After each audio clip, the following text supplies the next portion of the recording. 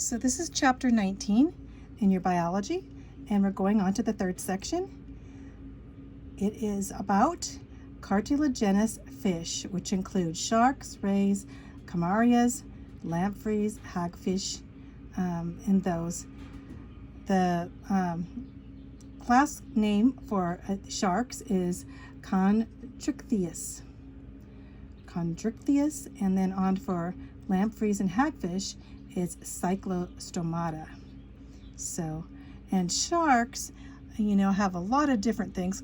One thing similar to mammals and landfish is that they have internal fertilization because they bear their young alive. So we're going to be talking about sharks and rays and camarias, which are 4% of the fish. All have jaws and cartilaginous skeleton made of cartilage. So what is cartilage? It's that tough substance that's highly flexible, kind of like the outside of your ear. And also, their skin is covered with tooth-like little scales, and these scales are called denticles. Like dentist denticles, they look like little flat teeth with little hooks in them, and they make up the skin of the shark or the ray, and they feel like sandpaper, and they do not overlap like scales. Okay, look at these pictures. They don't, like scales of the fish overlap, they do not overlap. So that's a major difference between the skin of a fish and the skin of a cartilaginous fish and the skin of a bony fish. Two different kinds. Well, sharks. Let's talk about sharks. Sharks are the most feared. 33 species have attacked man. Way back in time, in 384 BC, Aristotle studied sharks, and he took precise notes on sharks and their anatomy and their behavior. So he was interested in sharks, and also Pliny the Elder in 23 to 79 AD. And he named these sharks, he called them dogfish. And these dogfish that would attack sometimes sponge divers. People that were diving for like sponges, they would get attacked by these so-called dogfish, and they were sharks. As you can see, these sharks have highly streamed, swift bodies, and they're distinguished by an asymmetrical caudal fin. You see their caudal fin at the end here? Take a picture right here. See on one side and the bottom side and everything, they're not really symmetrical on all of these sharks, okay? Asymmetrical. So also they have large jaws that can retract into their mouths, so they look smaller, but then when they open their mouth, it's huge with lots of teeth. The hammerhead has an underwater rudder, and it's the most maneuverable. See here? Here's the hammerhead right here, and it can get around pretty well with that hammerhead. The mouth is, like I said, well set back in the head. They have 20 rows of teeth, jagged teeth, razor sharp teeth, and they're not anchored to the jaws by their roots. They're embedded inside their gums. So they're not like regular, so-called fish. So they have embedded gums where their teeth are anchored in. The teeth move forward as they increase in size, and then when they get worn out, they just fall out, and then teeth from the back move up and replace those teeth in the front. Quite handy, would you say? The tiger shark uses 24,000 teeth in 10 years. That's a lot of teeth. 24,000 teeth they use in 10 years. So after they eat a meal, they can go for long periods of time without eating due to their wide mouth, and they have a stomach that expands to several times its size, a large stomach. They can hold objects in their stomach for weeks without even digesting them. Some people think that's where Jonah and the whale, that really he was inside of a shark, huh? Maybe. So sharks are different from fish in these things. 3 things in your book. The 3 things, number 1, their skeleton. They have cartilage, right? We know that. They're called cartilage fishes, cartilaginous fish. They also do not have a swim bladder, so they must keep moving all the time, because if they stop, they're going to sink, right? So sharks, that way, sharks, did you know that sharks never sleep because they have to keep moving all the time? Quite a deal, huh? They also, number 3, have a complete reproductive system. They bear their young alive, like I said before. That's called viviparous. Viviparous means they nourish young unborn, and they have a placenta. That's quite a deal, huh? They move with their enlarged pectoral fin, so you can see how they move there, and then their asymmetric caudal fin in the back keep them from sinking. This fin in the back, so they have the fin here, and we have the pectoral fin and the here. This is on the dorsal side, so you can see this caudal fin. Okay, so okay, except there's some exceptions. I don't think, oh, here is the sand tiger shark, this one. So what's about that one? It uses its stomach as a swim bladder so it can keep floating, so it doesn't have to move all the time. It has, its stomach gets a bunch of air in its stomach, and so it becomes buoyant. Also, the whale shark, as you can see in this picture, the big one, the whale shark here, it also can use its liver, because its liver gets enlarged and acts like a swim bladder, and it has oil in the liver, which is lighter, and it's very oily fish, so it's lighter than most fishes, you would think. That's the whale shark. Also, the nervous system. The nervous system of fish, as we found out before, they have what's called a lateral line, and that's extremely sensitive to vibration, and they use this to locate food. It goes from its snout to its tail, this lateral line. And in that lateral line, that not only detecting vibrations, they can also have special organs from the head that detect electrical fields that are produced by the nervous system of other animals. So they can locate with their electrical field detectors animals that are hiding under the sand, so that they can attack them, right? So very special lateral line there, very sensitive to all kinds of vibrations in the water. So that's why if you're swimming in the water, a shark can surely find you. So they have the keenest sense of smell. They don't breathe, through that way, through their those little nostrils there. They don't breathe there, but they can smell. Very keen sense of smell, and they can actually smell fish blood miles away. 2 miles away, they can smell blood. 2 miles away. Can you imagine if you're going in the water and you're bleeding?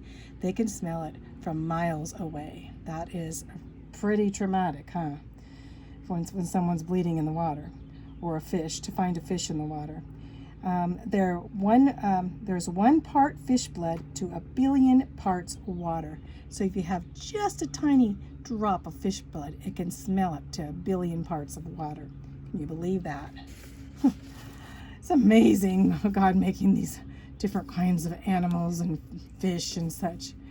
Sharks also have a very keen eyesight. They used to think that they couldn't see very well, but now they find out that they have an excellent sense of eyesight. And the eyesight is very sensitive to movement and contrast. The size of these sharks vary from 6 inches to 65 feet long. Wow. Some of the biggest let's say the most dangerous shark is this one here. It's called the great white shark. It can be 21 feet long and weigh 5,000 pounds. It can attack without warning, usually is in warm or cool waters. So it can be, in California, or it can be down in Florida or down in the Keys. Those great whites can be a lot of different places. 1/5 attacks of this shark, 1 out of 5 people will die when they're attacked by a great white shark. In fact, in Australia, they caught a great white, and they found an entire horse in the belly of this great white shark. They can attack even in shallow water, that's why, or in deep water. They prey on big animals such as sea lions and seals. So they are basically a carnivore, right? Well, tiger and hammerhead, they usually don't attack humans as much. You know, here's a blue shark. Look at that one. Kind of a slender thing, isn't it? So there's also the two largest sharks are the basking shark and the whale shark. Think of whale shark as a huge whale. And they are in temperate waters. They usually eat plankton, so they filter, in fact, 16,000 gallons of seawater per hour goes through, and they swallow all these tiny little planktons. And sometimes they swallow all kinds of strange objects too, like trunks and even people sometimes. Maybe they're one that's swallowed. Here's the whale shark. The whale shark here, and then there's a basking shark. I don't see the basking shark here. Those are the two largest sharks, whale shark and basking shark. So let's go on. These are rays. So rays are batoids because they look like bat. So batoids. There's 600 species of these rays or batoids. They include rays, electric rays, skates, sawfish. These are all in the ray category or batoids. They have this large flat body, as you see in these pictures, and a long whip-like tail. Both their eyes are dorsal, you know, that means on top, dorsal on the top, on the back. And they don't have any gill covers, like sharks don't have gill covers either, but they have gill slits. The rays breathe through an opening behind the eyes called spiracles. So I don't know if you can see in here, but behind the eyes on top, there's a picture on top, they have these little spiracles. And that's how they can breathe through those that go into the gills. So unlike other fish, right? The other fish, they do not breathe through any type of nostrils. They can smell, but they can't breathe. But rays breathe through these little spiracles. And the water enters and goes through, and the oxygen passes through these spiracles to the gills, and then it leaves through the gill slits again. Some rays spend time buried in the sand in the ocean bottoms, like this one would bury in, you wouldn't even know it was there in the ocean, and others don't. You know, others cruise for plankton, as this one probably, the giant manta, right? Wow. So you see that giant manta. So stingray. So let's talk about the stingray. Let's see, maybe there's one in the next, I'm not sure. No, let's go back to the rays.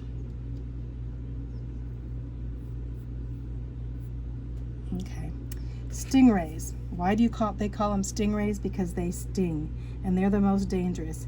And you find them in all the seas and oceans and fresh water. They're everywhere. Their size varies from like 5 inches to 7 feet across. Those are big, those stingrays. They have a barbed stinger on the tail. And this barbed stingray, here's a stingray right here. Oh, I didn't even realize it was there. They have a venomous spine here that has poison on, and then they have a barb at the end. So that's their defense system. So if they're disturbed, they stiffen the stinger and they drive this tail stinger into someone's body, a fish or even a person. They're always painful and sometimes even fatal. Stingrays are responsible for more injuries of people than in the ocean swimming than all other types of fish combined. So, in fact, my grandson Hudson actually got stepped on one of those stingrays, and he got stung and started bleeding like mad and hurting like mad. It's very, very painful, very painful. He's okay, but it was quite a deal. On the California coast, they were hiding in the midst of the sand and people were stepping on them. So, and then of course the giant manta there, the giant manta, which is also called a devilfish because it looks like it has 2 horns on it, right? It's very non-aggressive, which is it looks scary, right? And in fact, it attacks nothing larger than a shrimp, it says in here. So It basically eats small things. It's 30 foot across, and it can weigh 3,000 pounds. And it cruises so gracefully, flapping like it's flapping its wings. It looks like a huge type of air, dinosaur or something, flapping its wings. And it can jump out of the water 15 feet. Sometimes it even does cartwheels when it jumps out of the water. So, and all of these reproduce by internal fertilization, and they bear their young alive, kind of like like most mammals do. So, and we also have the smaller skates, and these are non-venomous rays, and they have long noses. I've seen those skates in Florida, and they're oviparous, which means they have eggs. They're similar to rays, but they're not really rays. They're called skates. I don't know if there's a picture of a skate. Let's see. Don't think so, but let's look. Well, anyway, we'll go on to this next section. So we're toward the end here. This is basically another is a sawfish. A sawfish is very strange. It has this long sawtooth snout. I think I saw a picture of a sawtooth on the other page. Let's go back to that sawtooth right there. Sawfish. See that weird long tooth snout, and it cuts and chops smaller fish up to eat and slashes through entire schools. But it's really no threat to mankind unless a fisherman hooks one and then puts it on the deck and it's still alive on a fishing boat. Then it's a hazard. It will jump around, and the sharpness of its teeth could actually be a hazard. So that's the sawfish. And so let's go on to the camarias. Okay. So here's a camaria, and they call it an elephant fish because it kind of looks like an elephant. There are 30 species of them, and they live on the ocean bottom. You can see this one's kind of a bottom dweller. They're medium sized. They have huge eyes. Look at his eyes, very huge eyes. So those big eyes, and they have long, slender, pointed tails, as you see there. They only have one gill opening on each side instead of 2 gill openings. And they do not have opercula. Those are the gill covers. They don't have gill covers. And there's 3 families of these. There's the short nose. This is an elephant nose. There's a short nose, there's a long nose, and a plow nose, which is an elephant nose. So it's kind of turned downward. It looks like an elephant fish. The short nose are called rat fishes, and they all eat crustaceans and small mollusks and stuff like that. So, okay, and then we have down to the lampreys, and the lampreys and the hagfish. So let's look down here, see if you can see these. There, move it over. There we go. Lampreys and hagfish. So the lampreys, there's 43 species of these things. They look like snakes or eels, don't they? And there's 70 species of these hagfish. So that's a lot of species, 43 species, but they're less than 1% of all fish. Lampreys love salt water, and they also live in fresh water sometimes, but saltwater. Hagfish mainly live in the ocean. So these will live in fresh water, and these are mainly in the ocean. They have these slimy scales, as you can see, and they have bodies that look like eels. They lack jaws. This is what their mouth looks up in this corner. You see that? If you can see it there. There you go, in this corner here, you see that mouth? That's what kind of mouth they have. Their mouth is like a sucking, and they have a toothed tongue that comes out with the teeth on their tongue. They're very weird, huh? So these, basically, the lampreys are parasitic. They attach this mouth thing attaches to a fish, and then it starts sucking the fish's blood and its organs and everything, which is pretty gross. So, and the hagfish down at the bottom, they have like a slit-like mouth, and They have sharp teeth, but they don't suck like sucking blood like these are. Ugh. So, but the hagfish are scavengers. They like to eat dead fish and dead things. So those are the cartilaginous, the cartilage fishes. So sharks and rays and lampreys and hagfish. And so what is the difference between sharks and bony fish, right? The cartilage is the major thing, right? That makes the difference there. The cartilage, and they don't have, what don't they have? They don't have a swim bladder, right? Why does a shark's skin feel rough? Because the shark's skin does not meet together, but they have these little denticles in them. So the scales don't overlap like on a bony fish. How are the shark's teeth different from those of other vertebrates?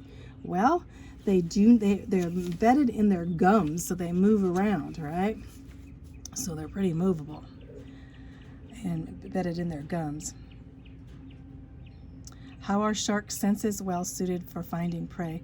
Well, they're very sensitive in all, whether they're sense of smell, even their sense of sight and smell. And then, of course, they have what's called the lateral line, which is very sensitive and finds the keenest sense of vibrations possible. So, what two large sharks are plankton eaters? Well, we know what whale shark and what was the other shark? Whale shark and basking shark, huh? What group unusual cartilaginous fish includes the ratfish and the elephant fish? And we had those in there, the camarias, right? 3 families with short nose, long nose, and plow nose, right? The short nose are the rats, and the elephants are the long nose. Okay, let's see. I think that's about it.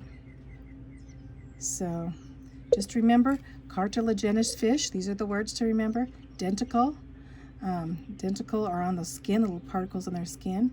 Shark, ray, skate, camaria, lamprey, and hagfish. So, that's the end.